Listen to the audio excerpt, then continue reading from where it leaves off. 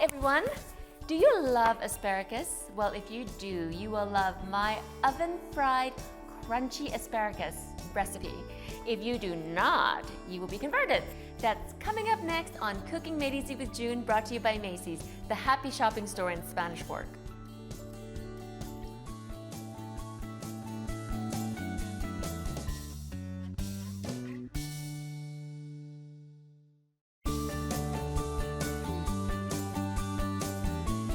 Hi, welcome to Cooking Made Easy with June. Today I am making a yummy asparagus dish. I know you're thinking, asparagus?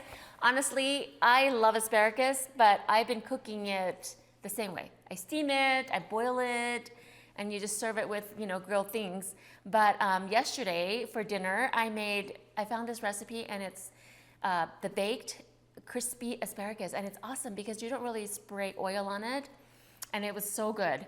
Anyway, so the process is takes a couple things, but it's not that bad. So all you need is a pound of asparagus. I'm gonna double it. Sorry, Pete. He hates doubling, but I'm gonna double it. So I have here about 2 pounds of asparagus. And so then what we're gonna do is we're going to trim the asparagus. A lot of people ask, well, how far do you trim it? But if you take asparagus and you feel it like that, and the hard part is down here on the bottom. Let me get this over here. Okay, so I just eye it a little bit because if your knife can cut it easily, see how that one, and that's not too bad, but so I just take a little bit off the bottom. Besides, that's where they cut it, so most of it is a little bit dry. So see the color changes, so I like to do that, but you could do it faster. This one is mostly green, but I still like to cut that little bit off.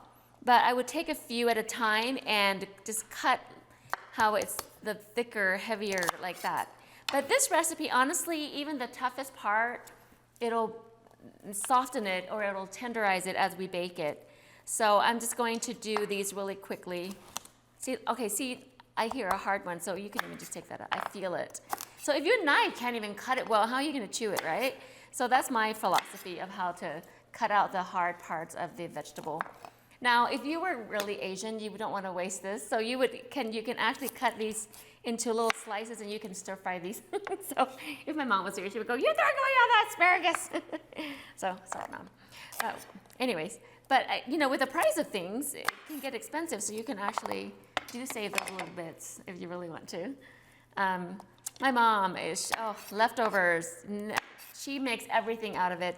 Sometimes I'm like, you spend so much time on the leftovers, is that really worth it? But you live like that, you grow up like that, and you just have a habit that you can't break. So I'm just gonna do this really quickly like that, and then we can move on with our recipe. But asparagus, when I first saw asparagus, I think VeggieTales. If you're old enough or to remember VeggieTales, I think they're still out there. It's like a Christian cartoon, and so this reminds me of a VeggieTale. Like, remember he has a little hair up here? VeggieTale. So I just love, anyways. But it's kind of sad if you think about eating asparagus, you watch him and you just want to bite his head off. Okay. I don't have any courtesy laugh on the camera here. Okay. Anyways, so let me do that really quickly. But yeah, so some asparagus, they're not all created alike. You notice there's different thicknesses. I find that when I cook it, I look for the thinner asparagus, and when I boil it, I look for the thinner ones. But honestly, yesterday when I cooked this for Sunday dinner as a side dish, there were no skinnier ones, so I basically went with the larger ones, and this recipe made it taste so good. So it's all good. So that's about all really, and it'll be fine. So I actually rinsed it and let it dry. Rinse all your vegetables and let it dry a little bit. So I have that. So the next thing is we're going to make okay, slow down a little bit. So we have a couple containers, and you want containers that you could fit the asparagus. It doesn't have to be these, that you can roll it and then move it over and do another thing. So we need a wet one, and we need a dry one, and we need a bag that we put flour in where we're going to shake it, and I'll show you that in a second. So let's go ahead and let's just do the eggs first. So again, I'm doubling. Usually we have 2 eggs, but I'm doing 4 eggs. So I have my little garbage can here. Oh my goodness! Okay, it's okay. I'm just going to scrape it over. Yay! And then we do, that's 3 and that's 4. Honestly, you could probably get away with just 1 per recipe for pound. I'm going to rinse my hands off real quick. Okay. Okay, and then we're just going to whisk it. Of course, you will look for the eggshells. You don't want that. And I'm just going to whisk it quickly and just put it into my pan. And that's for our wet drench. You can actually, this is kind of like when they do fried chicken and stuff. It's kind of like this method, but we're going to oven fry it. And then panko, breadcrumbs. This is this Japanese thing, Asian thing. It's really, I thought you shouldn't substitute with regular breadcrumbs because see how it's much more crunchy. The Japanese use this for a lot of their dishes, like the tempuras and things like that. But this brand, it just says panko. There's different brands, but it's really crunchy. And of course, Macy's has it. And so we have the panko, which we need about, let's see, panko, a cup of it.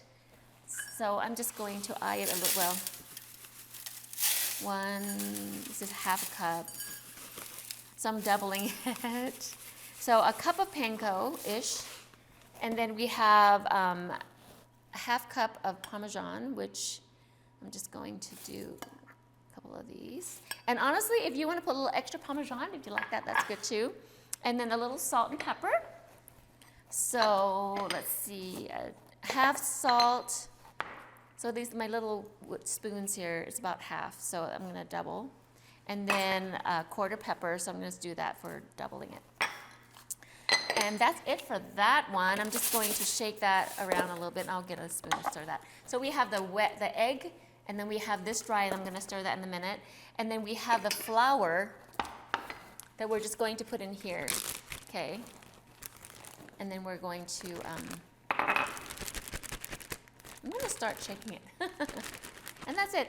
So I'm going to start putting a couple of these in here and shake it. So at this point, let's take a little break and we'll come back and I'll get the process going. It's fun, don't go away.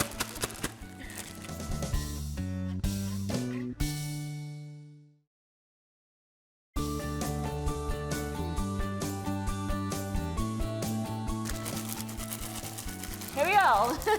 This is the funnest part. If you're even older, you remember the shake and bake recipes. I don't know if any of you remember that, you young people, but you just put a mixture in and you shake and you bake. So I guess it could be a shake and bake recipe here, right? So, okay, so here we go. We have the end pieces of asparagus I forgot to get rid of. Sorry, Mom, I'm gonna throw it in the garbage. Whoops. All right, there we go. Now, I'm going to move this over a little bit. Okay, so we have a pan prepared, and this is the thing, we bake it on a rack. Some of the recipes that I saw did not use a rack, and I think it was okay because the bottom was still a little crispy, but I think if you have a rack, the bottom could be more crunchy at the same time. So I have a couple trays here that's ready to go. So let me see, I'm gonna situate this a little differently. All right, so I'm gonna shake it. I'm going to drench it, and I'm going to, I'm going to the whisk. I forgot to do this. So make sure you use a whisk or a spoon or something to get all the mixture together with the breadcrumbs and the salt and pepper. You probably could put a little, like, parsley maybe, if you want to add a little more flavor. I was just thinking you could probably use, parsley to add some green, even though the asparagus is green. Okay, so we have that. Put this here. So you shake it, and let's take it out. And we're just going to place the floured asparagus in lengthwise, and put it right there. Oops. Okay, so I'm just going to do one layer at a time. So we have this, and we just drench it. This is kind of fun. I guess you could have your kids make a little, what do you call it, production line. So we put egg on it, and then we toss it. I'm just going to put a few of these in here. Actually, you could probably fit enough with this kind of pan. Drip it out. Ew. Some people don't like to work with raw eggs, but it's really fun. So we just take it and we just roll. I just like to, see, this is so much fun. It's like playing in a sandbox. Cooking is so fun. You guys, cooking is so fun. I have a lot of the younger generation, they do not want to cook. And it's so much better for you because it's less processed. You know exactly what's going in there. Okay, I'm going to move this over. Okay, so then I'm just going to take it and just lay it across here. Move this over. And the oven is ready. Can you hear that little chime? So I'm just gonna lay, I'm not gonna like put it right next to each other, but close enough to make room for all of them. Doesn't that look good already? So excited. Okay, so we have some more asparagus. We do another batch so you guys can see. Shake, shake, shake. Every time I say shake, I always think about shake your booty. See, I'm aging myself. The disco days. Did you guys know that I love disco in high school? And we did a disco line, and we had, and yes, I won an album. I won an album, and it was Earth, Wind, and Fire. Okay, there you go. I'm old. It's so awesome. I love Earth, Wind, and Fire. So you have the train. I forgot what it's called. The train, and then you go in. You make two lines. You go and you dance and you disco away, and then the DJ was like, June Verberg is the winner. I didn't even know we were having a contest. I had my mom's white pantsuit and really big bell bottoms. Here we go, aging myself. Anyway, it's so fun. I don't know why you just can't do that again nowadays. Anyway, so shake, shake your booty. And that was Casey and the Sunshine Band. Okay, so you drenched. I'm gonna do this other batch. Okay.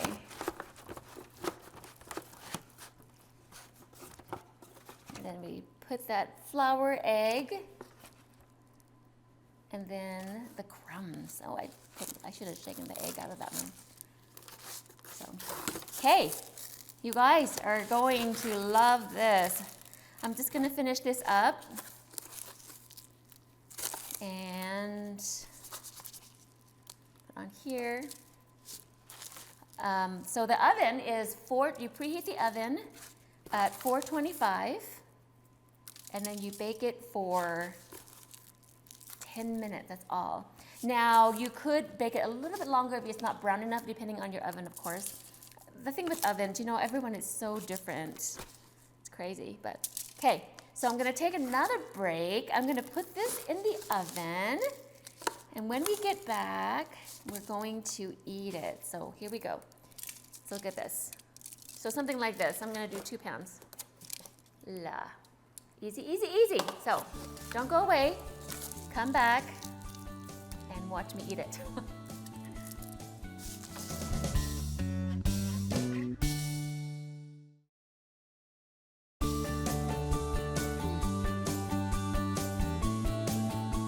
Okay, guys, here we go. Look at these beautiful, I'm getting another one out, asparagus. Now you are to serve it immediately, but it'll be good. I let it sit for a few minutes. Look at that. Isn't that so yummy looking? So tempted to eat it now, but I'm going to make a quick sauce. I just had this idea.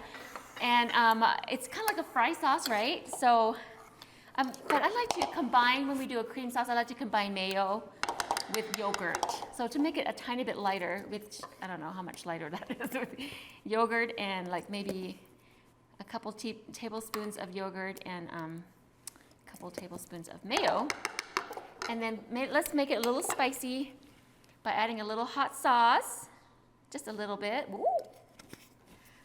We'll see. And then we put in some barbecue sauce. Because fry sauce is very Utah. Whoop. So they just, because my daughter has gone to different places and they don't have fry sauce, so they make their own fry sauce. Oh gosh, I'm splashing everywhere. Okay, I'm gonna taste it a little bit in a minute. think it looks like it needs more barbecue sauce. So you can make, the fun part about cooking is you can just test it and taste it, how you like it.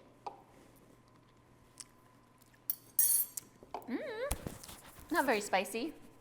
Add a little bit more barbecue. I like it, that flavor. I think I'm going to add, I'm going to get my sriracha. Adds a little more flavor and tastes good. A little spicier too. So barbecue sauce, sriracha, mayo, and yogurt.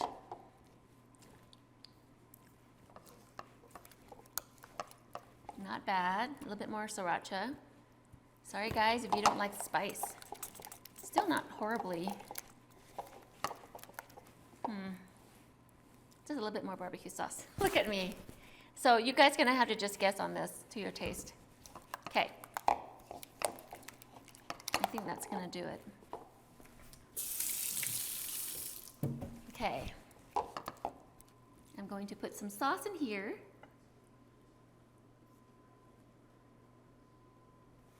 Of course, you don't need the sauce, but this is so good with, like as a side for all your barbecues, Sunday dinners, any kind of meat. Like yesterday, I smoked some chicken, so good. Let me get my tongs.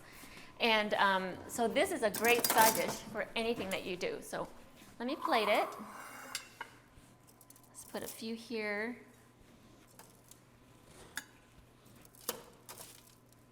And I actually forgot, and you can also spray a non-stick spray onto the your rack so that it wouldn't stick. And I'll just do it like this. So you can also, like I said, you can also leave it in a couple more minutes and let it get browner. Okay.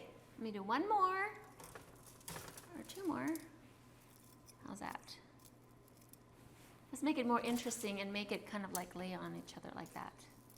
Okay. Well, that one's not as pretty. I know, I look back at my shows, I'm like, why am I so picky about how things should lay? But it needs to look really, really good. All right, I think that's good. And then now I'm going to taste one. Yum, look at that, it's fun. You put it on a plate, you can use your knife and fork, or you can just use a finger food.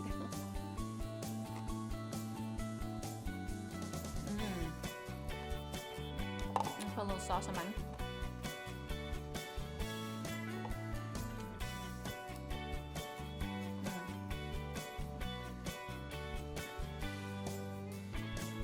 It's perfect because see how it's crunchy and not slimy? You know, if you overcook asparagus, it gets a little slimy. So anyways, you guys, easy, cheesy, delicious. So until next time, happy cooking.